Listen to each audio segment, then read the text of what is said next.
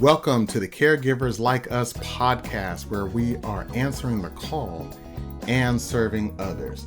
The purpose of this podcast is to provide support, encouragement, resources, and solutions to the caregiving community.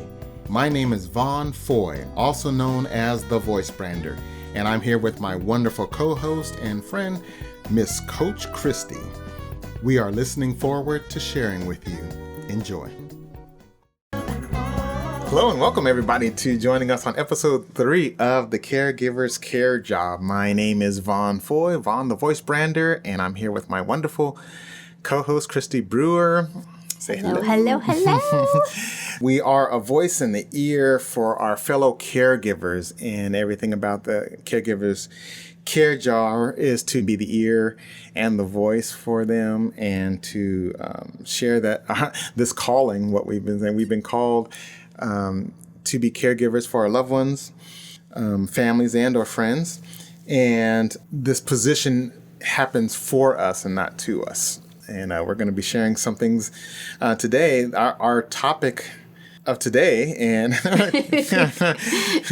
Christy, I think you brought about. You have a good one for today. Yeah, I have some good things that happened for me today. Today, our topic is talking about taking on obstacles. If there was a subtopic, it would be the change of plans. We have a change of plans. Yet, anybody ever have a change of plans? You plan out the day or the hour or whatever you want to do next, and it just is a change of plans. And something comes up, life happens. It happens every moment. And then we're going to talk about, how to surrender. So we want to leave with today with some tools and just know how to surrender to things that obstacles. How would you define obstacles or change of plans? Well, for me, it happens often. And yeah, you never know how the person you're caring for, clearly, right? They have a lot of challenges, health issues, things like that. And you think your day is going to go one way, and then they wake up and their health, their whatever goes another direction. And yeah, we get to go, okay, so now we get, as Vaughn, you would say, plan B. Plan B. And yeah, that happened to me for sure yesterday. We had, Share that one. Yeah, I'll share that. So my granddaughters, they were there enjoying the holiday, right? The New Year's holiday. So Happy New Year, everybody. Happy 2020. 2020. So we decided they weren't feeling well, so they were there with me while all the other cousins were having a great old time, right? So we decided we were going to have a very low-key day. They're 10 and 12, by the way, for those of you that don't know that. And they have the same syndrome as my son. So they too, their mom cares for them. And so we're always on the same page. So they wanted to do something very low-key that works for them. They wanted to make some Rice Krispie treats. And then when we were done with that, we were going to have our little spa day and, manis, petties, all that fun stuff all us girls like to do. And out of the blue, my son decides to call me into the other room and says, hey, I'm not feeling so great. I think I need to go to the ER. Now, with that being said, coming from my son, he has made himself a DNR. He's a 28-year-old gentleman. And What's a DNR? A DNR is a do not resuscitate. And he has his pulse, and that's called a physician. Let me tell you what it is. Yeah. Let me tell you what a pulse is. Educate us. So I have it right here in my hand.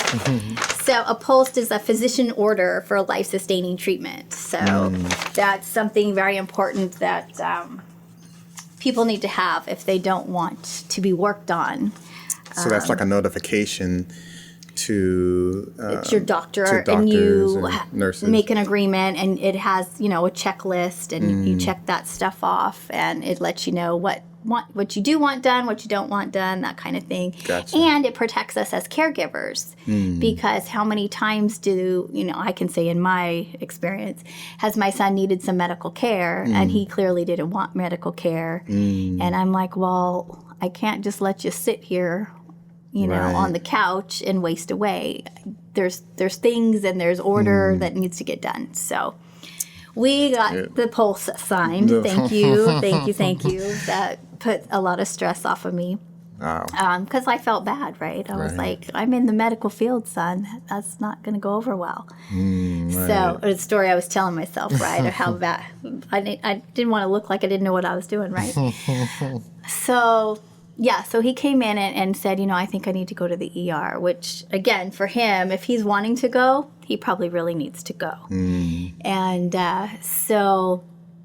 Sure enough, I called my daughter and got to interrupt her plans, and now she has a plan B. And she wasn't close either. She was about an hour and a half away. Wow. So, yeah, she gets to, and she's, same thing, very used to this lifestyle, right? She grew up with her brother, and now she has 2 daughters just like it. So we know all about plan B. And, so she got herself together, and she headed her way, and she got the girls off, and of course the girls were disappointed we didn't get our spa day, right? So, hello, there was a few attitudes, around. They didn't feel good, and they were like, we were really looking forward to getting pampered. So that was a fun little exercise, encouraging them that they needed to get their stuff together. Right. Wow. Took a few moments for that. But nonetheless, we got everything together and got to the ER, right? Because it took us a while. I'm about 30 minutes from the ER. Gotcha. Where I need to take my son. And it's flu season, did you know? Right. And it just so happened to be the first day of the first month of the new year. Right. And everyone and their mother who'd been out partying the night before, they were there too. And there was quite the little crowd, and half of them had on masks and hacking and coughing and whatever colds they decided to collect over the last week were there sitting with them. So nice perfect storm. Yeah, ER. it was just a level. ER is always great, right? We got all checked in, which took us about 45 minutes because we're standing in line. Wow. Like standing in line, waiting just to be seen at the little secretary to say, hi, what's your name? Let me write you down. Right, on the list. Right? And there's, outside the door, it's a little chilly, right? Because now it's the evening time. So finally they got us in, and she goes, okay, well, I got your name down. Thank you. It's about 2.5 to 3 hours before you even get to see the triage nurse. Wow. Because, they checked his oxygen level, and that was good. So, therefore, he must be fine, He must be fine. Wow. So, at this point, I knew my son well enough to know that, he wasn't going to wait in a room full of coughing people. And he doesn't feel well, first of all. Right. So the last thing he wants to do is stand. And he's visually impaired, so he really doesn't want to stand and just hold up a wall for the next 3 hours. And I don't know how familiar anybody is with an ER setting, but if you're sitting in the ER and a trauma or something more, it's not you were in line and then the next person came. It's based on your health is where you get seen. Right. And since he had only written down that he was there for a cough, they don't know his background or his history. They're thinking, here's a young guy with a quote-unquote, air quotes, cough. Guess where we would have been put at in that line, right? So just to give those out there an idea, because people think, well, I was here, and how come they got to be seen first? And I never knew that. Yes. So if your health condition is a little bit higher on the scale than somebody else per se, even if it's a broken ankle, well, the person with asthma gets to be ahead of you because they can't breathe. Right. Your foot will still be broken in an hour, but they can't breathe. They need to be seen first. So interesting. So it's always a shuffle. It is a big shuffle. That's why you see a triage nurse, because she delegates the order. The order. Wow. Yes. She has a very important job. Shout out to all my triage nurses out there. You are awesome. Yes. And this is good. Yeah, they are amazing. Share that. This chair, I didn't know that. Yeah. So if you need a stitch or two, don't be frustrated, please, because there's other people that.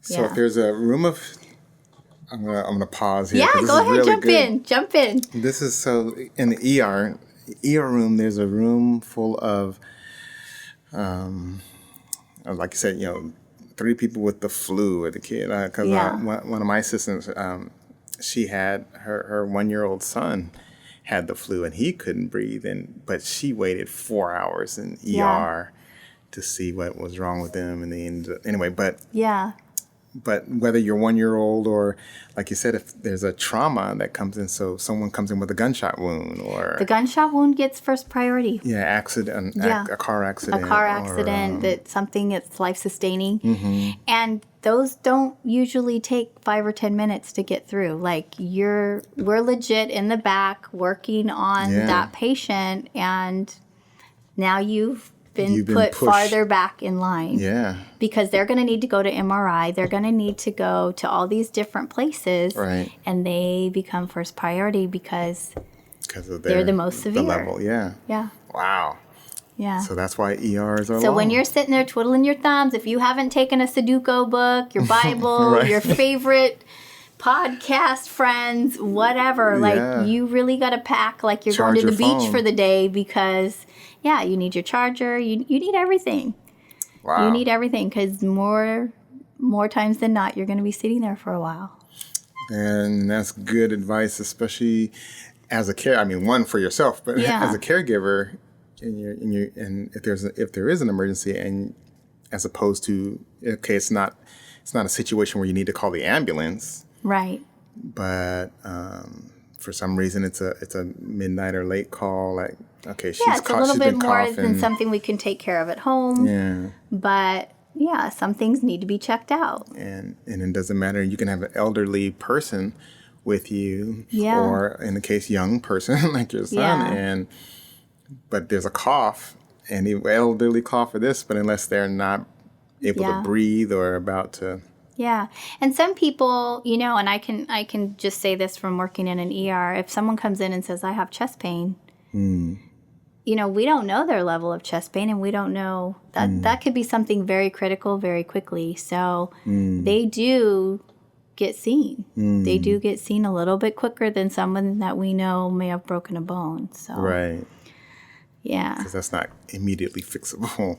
Right. And it's going to be, like you said, I love how you put that. You came in with broke bone in the hour, your bone's still going to be broken. So, you will be in pain, but and it's sad and it's unfortunate, and yes, that is the life of the ER. Yeah. Yeah, then that's. And a lot of people don't realize that. Yeah. No. Thanks for sharing, because that makes total sense to me. Because not that we look to go to the ER, but when you do go, and everybody's sitting and everybody's frustrated, because everybody wants. And you're concerned already for the person, right, that you took, and a lot of times it involves blood or something dislocated that doesn't look appropriate, that it's not supposed to be in that, right fashion. Not supposed to be sticking out there. Right. So, Interesting. Yeah. And especially when you don't feel good. Who wants to be sitting anywhere but in their own bed, right? Yeah. And you're whatever the chairs, or like in this case where you were going to be standing because all the seats are gone, and you're going to be standing for 3 hours. And it's I don't ever want to be, unless it's a line at Disneyland or something like that. Even Disneyland these days, we get the fast pass. It's like, you still don't want to stand for 3 hours.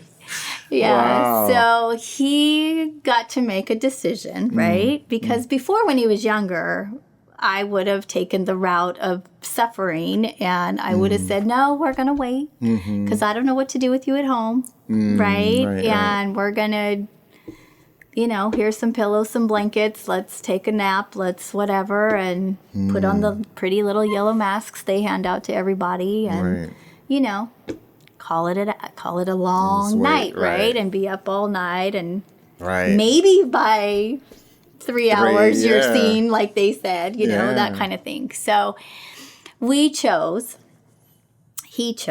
that better for him, let's head back home. We'll just take a bunch of pain meds, not overdose on pain meds, but take some pain meds. Right. And we knew we had to come here to Orange County this morning, which is about an hour and a half away for us. Right. And my other hospital that I used to work at is here. All his doctors are here. And so he said, I'm willing to tough it out. If I think I can, I'm pretty certain I can get through the night.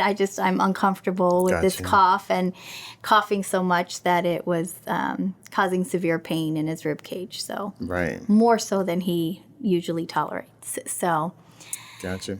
I've been in the position now to just, our fun word, surrender to letting my son let me know where he's at in his level of care and kind of giving him the voice of telling me what he wants to do with his own health. Right.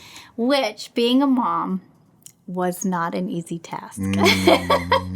I used to be like, nope, this is my schedule, this is my time limit, this is my anxiety level, this is my fear level. No, we're going to do things my way. And over time, I've learned to adjust that and kind of just surrender to what is. Wow. Yeah. Yeah. And that also allowing for him to, at his age, and act as you're surrendering for you, but you're also allowing him to, have some liberty and independence. Give him some of his own say. Because, one of the things that I wasn't considering was, it's his health. He has no control over his own health. And I wasn't giving him a voice. I wasn't giving him his own say-so as to what he wanted to do and not do. Because I was just like, nope, we're going to save your life. That's how it's going to be. And this is what I need to do. This is what I've been trained to do, right? Right. So really having to step out of that comfort zone and many arguments with the Lord. Lord, you know how sick this kid is. Are you sure? Are you sure I should let go and let you be in charge of this situation? Right. Wow. Yeah. I really got to put on some big girl panties and walk into some faith, right? And it's gotten easier over time, and we get the opportunity to grow because, like you said, it doesn't happen to us, it happens for us. Right. And yes, so he chose that he wanted to go back home. And so, of course, did I have the opportunity to think in my head all the way home, see, I could have stayed home and got my nails done and my toes done. Of course, I had that conversation silently with myself, right, as I'm driving back home.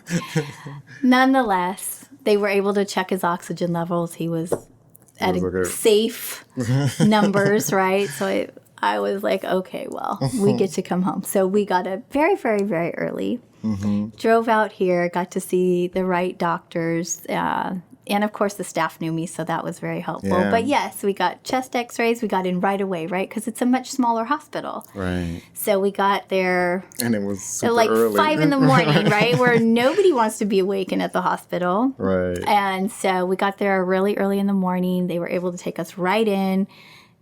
Chest x-rays right away. Got blood work on board right away. And, of course, blood pressure's down in the 70s. Not something we were looking forward to, but, in the ER the night before, they didn't check his blood pressure, right? Interesting, right? But I will say this, when we came in, it wasn't in the 70s, it was a little higher, a little safer, but it's still low. Right. But as we were there, it kept getting lower and lower. And my first thought was, how the heck am I going to get through the rest of my day with this low blood pressure? And the chest x-ray wasn't so wonderful. I really hope this doctor doesn't think that he is going to be given the opportunity to admit my son, because my son is going to refuse being admitted to the hospital. Wow. And I get to take him home with this lovely blood pressure. And, this is his norm, though, right? This is his medications that he's on. So we've had a couple years of adjusting his medications where his blood pressure goes up and down. And, yeah. Just really, and of course, my son's sitting on the bed, talking on the phone. I'm doing great. He's all right. When's the doc coming in? I need to sign my discharge papers. He just wanted his little steroid prednisone and some antibiotics and his lidocaine patch. He got introduced to a lidocaine patch last night, right? Because he wanted to relieve some of that pain from his coughing. Right. So he was all happy about that. And the doctor walks in and sees that low blood pressure, and he looks at me, right? Because he knew me on a personal level since we were old employees. And I just smiled. And I said, I know that usually you would panic. However, that's his norm. For him, he took his medication before we came to the ER. Right. He usually takes them at night before he goes to bed. And I didn't even know he had taken them. Wow. Until we got in the car. Wow. And then he was like, oh, yeah, I took all the other pills, too. And I was like, honey, you take those at night. Why did we do that?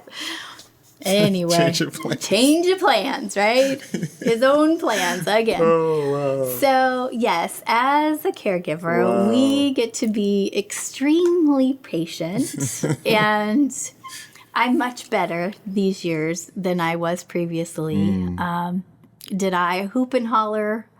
Because, yes, back in the day, I would have been like, are you out of your mind? What do you mean you took the pills when you weren't supposed to? Freaking my out. gosh. Oh, wow. Right? I would have been so chaotic and stressed. Wow. But I have learned with my son, him and God have a plan. And it is just best if I just take a step to the right and get way out of the way, right? Wow. And with a lot of patience, yes.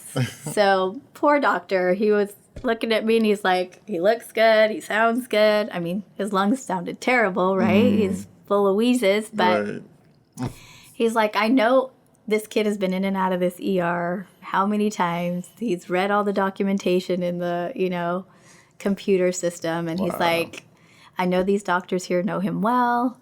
Mom, if you're comfortable taking him home, and he's refusing to be, admitted, it is what it is, right? Wow. So, and I mean, at a certain point, right? Yeah. Because they too, these doctors get to cover their own high knees and documentation and things like that. I mean, clearly, if a patient's refusing services, what really can you do? But there's a whole process behind that scene too. Gotcha. Like, it's not like doctors are just like, oh, you're said that no, sick? You don't want? Okay, bye. Yeah. There is a process. He's an amazing doctor. He's the sweetest guy ever. He did all the right things. So, yes, much compliments to him.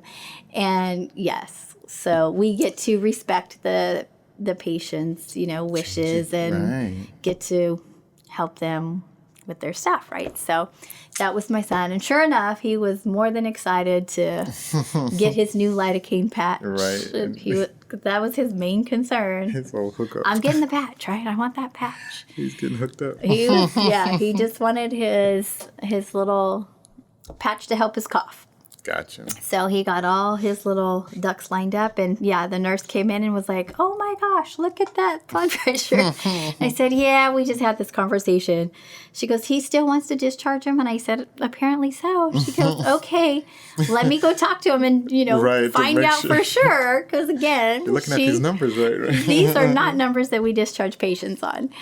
So that was my morning in a nutshell. And then the last 24 hours of lots of plan Bs. Right. And yes, I wasn't even expecting the low blood pressure. Right. Because I wasn't expecting him to take his medication in the morning when he wasn't supposed to be taking it. So fun times. And that was my morning. I got a lot of practice surrendering in the last 24 hours.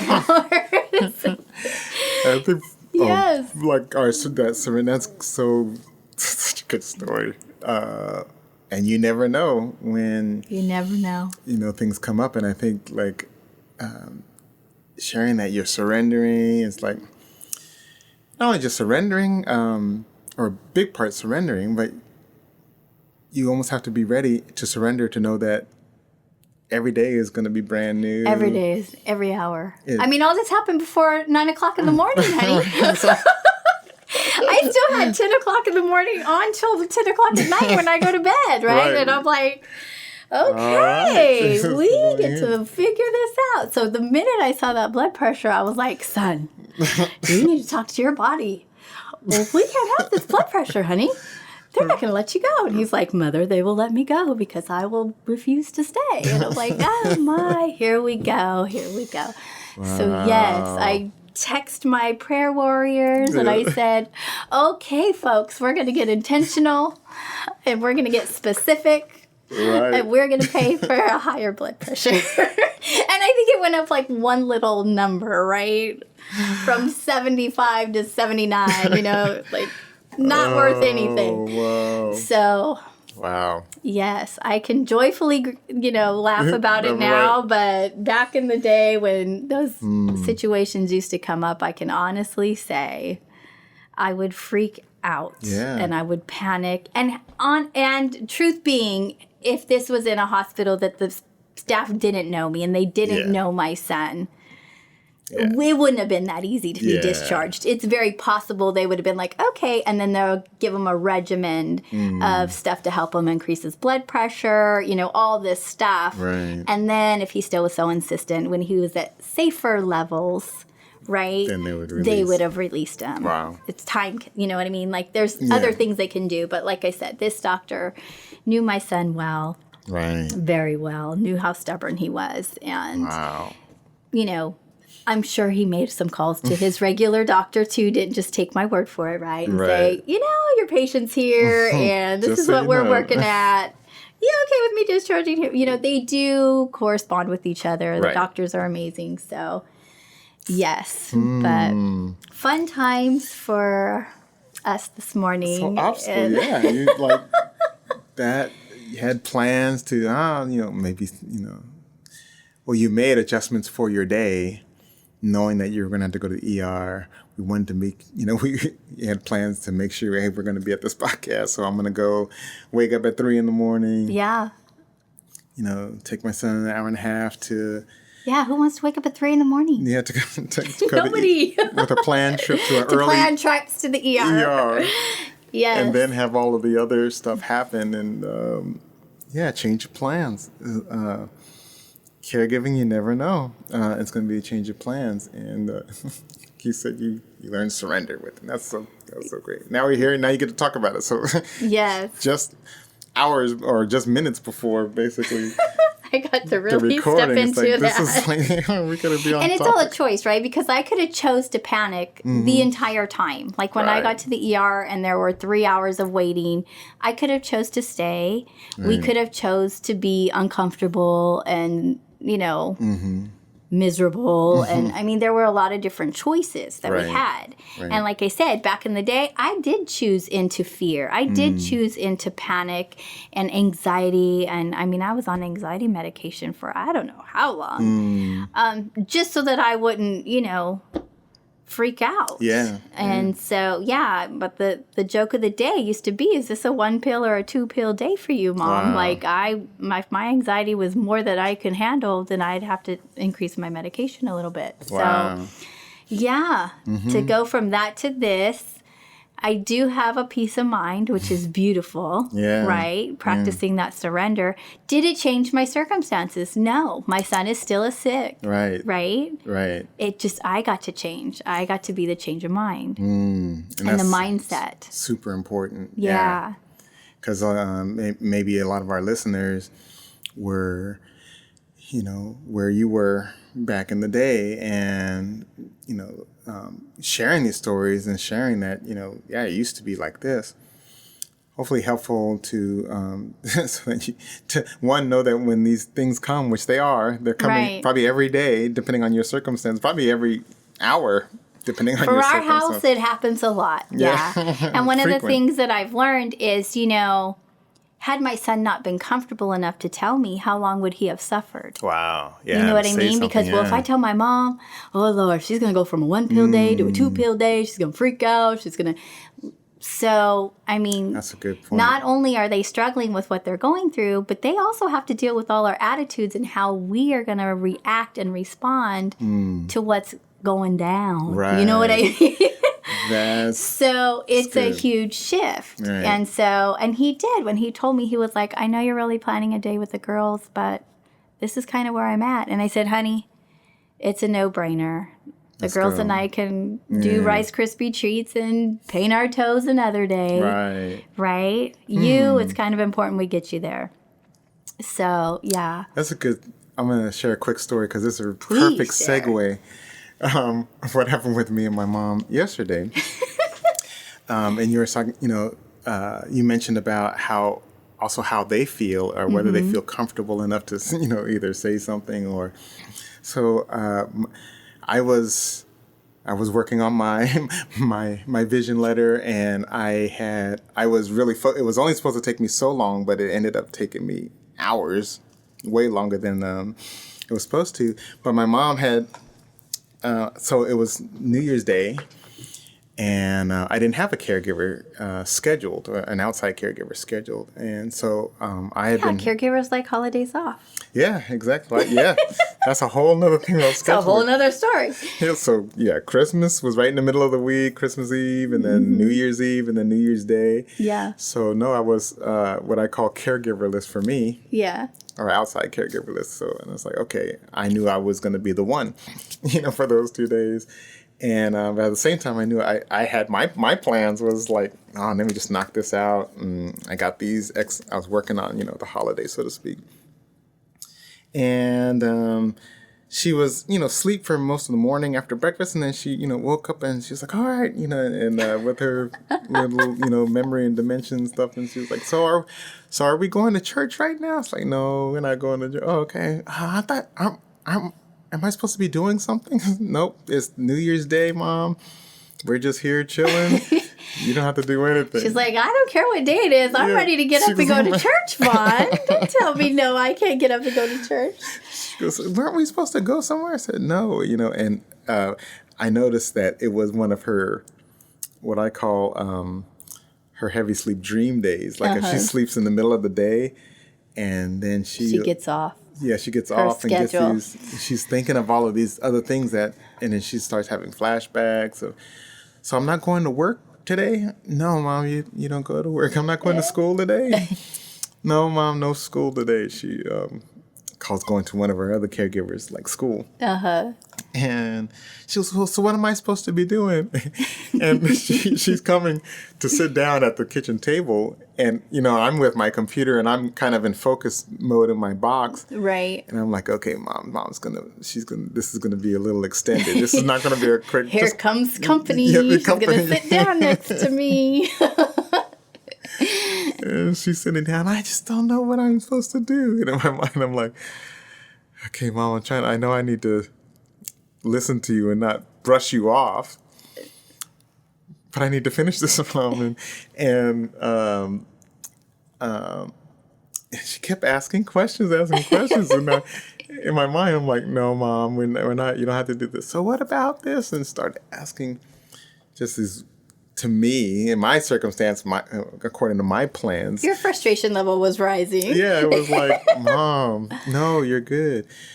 So I'm not trying. Then it was like repeat of all the questions. Of course she's going to repeat because we have dementia. So, yeah. But it's like, so I'm not going to school today? No, Mom.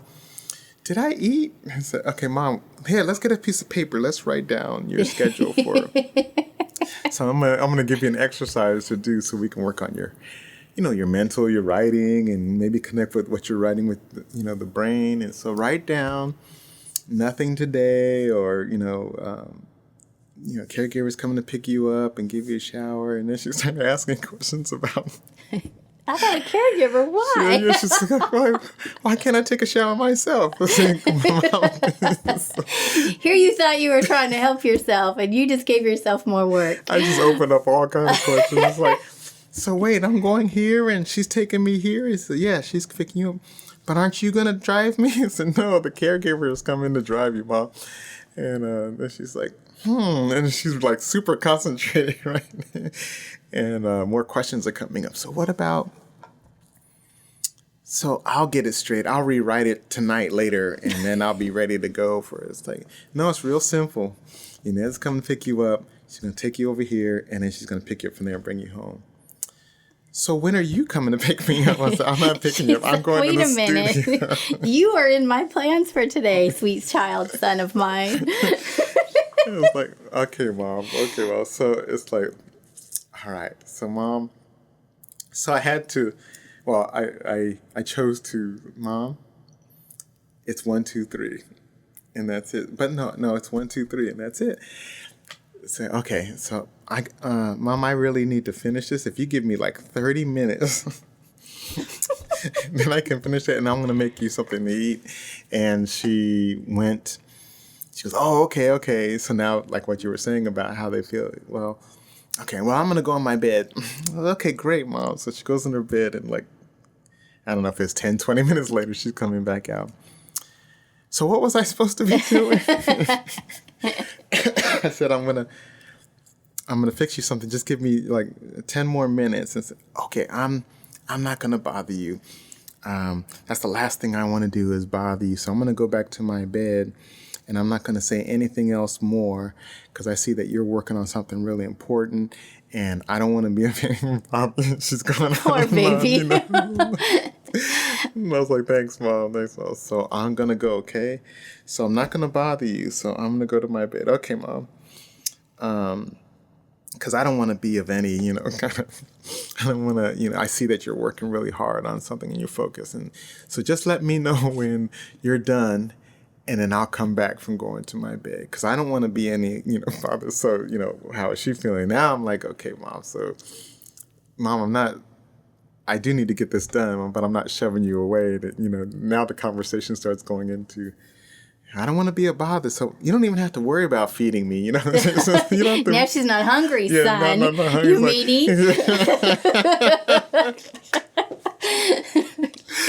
So it's like, okay, but it was like a whole hour. An hour later. An hour later, and I had to laugh, cry, and like in my mind, like, okay. Let me get back focused, and but it was a change of plan. But I had to surrender to. Well, do you see how many emotions you just went through trying in that 1 hour of trying to get something that if nobody talked to you, you would have got done in like 5 minutes. Right. Right. And life doesn't happen that way when we're a caregiver. No. Yes. And especially Mom, it was like that. She'll turn on like right at the perfect storm moment or perfect, just ideal time, and it's like, okay, Mom's in conversation mode. I need you to be like knocked out for 3-hour mode. Isn't it nap time? It's like, oh my goodness. So yeah, that was. It's always at the best time that the most opportunities, I call them, come about. That's right. Yes. You were working on your patience, weren't you? Yes, I was. Did you pray for patience, by the way? I didn't pray. I learned not to pray for patience. Because it says if the patience brings the test. If you want patience only comes from testing. So if you pray for patience, you're going to get testing. So I'm not going to pray for that anymore. So it's like I learned to, okay, Mom. Love you. Yeah, but... I just want to know, did she get to eat? What'd you make her? What did I make her? We had some tilapia fish. It was good stuff. I hooked her up. All right. I had it ready to go. She had a good meal. Yeah. She just had to wait for it. Yeah, and that was the second episode. So then she was hungry. And if I didn't eat breakfast, she had breakfast and something else. I think, and it was later in the day, so she had lunch. And I know if it's like even just a couple hours later. So if she hears a pan clink, a fork clink, smells anything delicious, she's instantly hungry. So of course. And so I have to, Mom, you already ate. You just finished eating. You just had a 7-course meal, Mom. Yeah, it's like, Mom, I did. So, Mom, yes, you did. I didn't eat today, so I'm making myself some food. What you making? And I already know it's like, she's gonna want. She's gonna have. Mom, you just ate. I'm just and it was funny because I made my own meal, and in my mind I'm like, no, I'm not making you anything, Mom, because you just ate. And if I put something on your plate, you're gonna leave half of it because you're gonna be full. You'll take 2 bites, right? Yeah, you're gonna take 2 bites and you're full. So you're not hungry yet. I want something to eat. How are you going to tell me I'm not She said, hungry? "I'm not hungry. You're not going to feed me. How are you going to do this?" She went to this. She rarely goes there, but she Back goes, into the how you going to minivan. treat? How you going to treat me like this? How you going to do your mama like that? I said, "Mom, you're not hungry."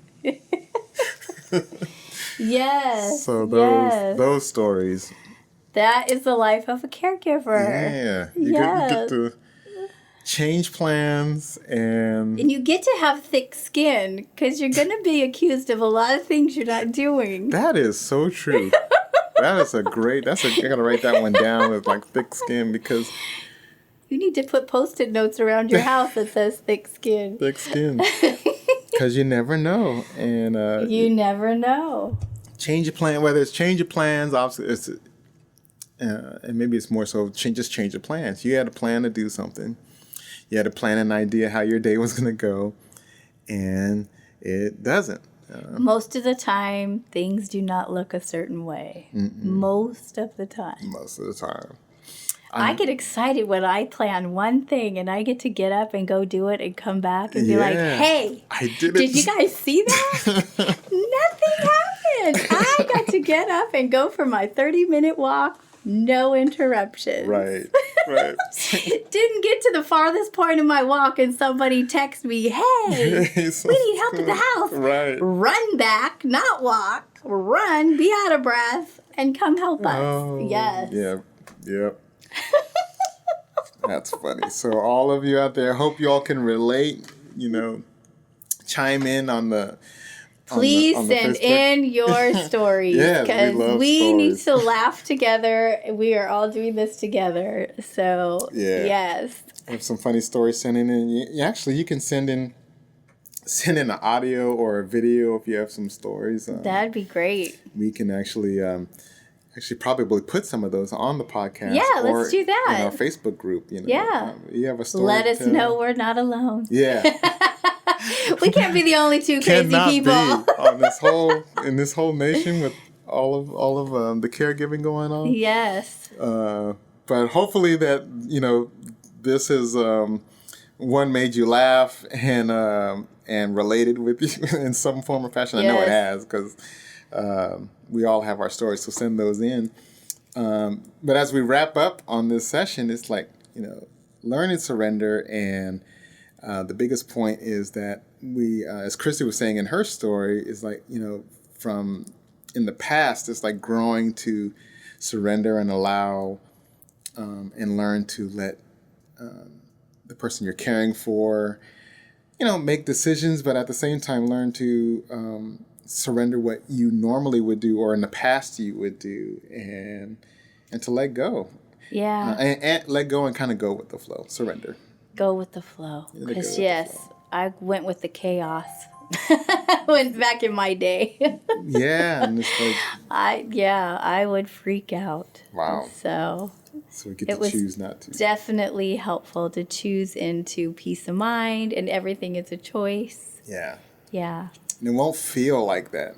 It feels awkward, uncomfortable, miserable, scary, especially when you're surrendering to what could happen and you don't know the answers. Yeah, you walk in fear a lot of, woo-wee.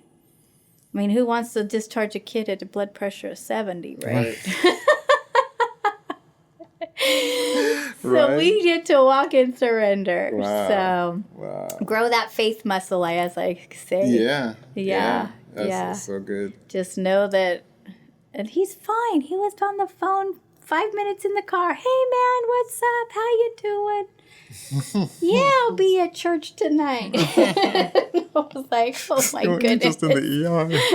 Yes. Oh, wow. Yes. Well, this is good. This is good. Please, hit us back and let us know what's going on. We're going to tune off for this episode, and please check us out and share. We are, or sprinkle is another word. If there is someone that you know of that would benefit from hearing these podcasts and hearing what we have, please go ahead and let them know about this. And also, if you would do us a favor, if you're in iTunes or Stitcher, we are on Spotify and Google Podcasts. Go ahead and subscribe to the podcast, and as always, share and give us some comments on it. We'd appreciate that. We'll be coming back with you on our next episode and sharing some more good stories and resources and tips. And we want to hear from you. We are going to develop our future podcast as we go into what at the time of this recording, 2020, starting it off. And we want to hear from you. All right, so signing off again, my name is Vaughn Foy, the voice brander, and we have Christy Brewer, my wonderful co-host, and another wonderful day. We want to give blessings to you all and encouragement. Yes, guys, love you so much. We're all in this together. Yep. I want to hear your stories, your services, your resources, anything that you have. We want, the main thing is to share this with other caregivers or those that have already finished their assignment of caregiving. We just constantly want to share the stories. Yeah, come share your stories. Yeah. We'd love to hear them.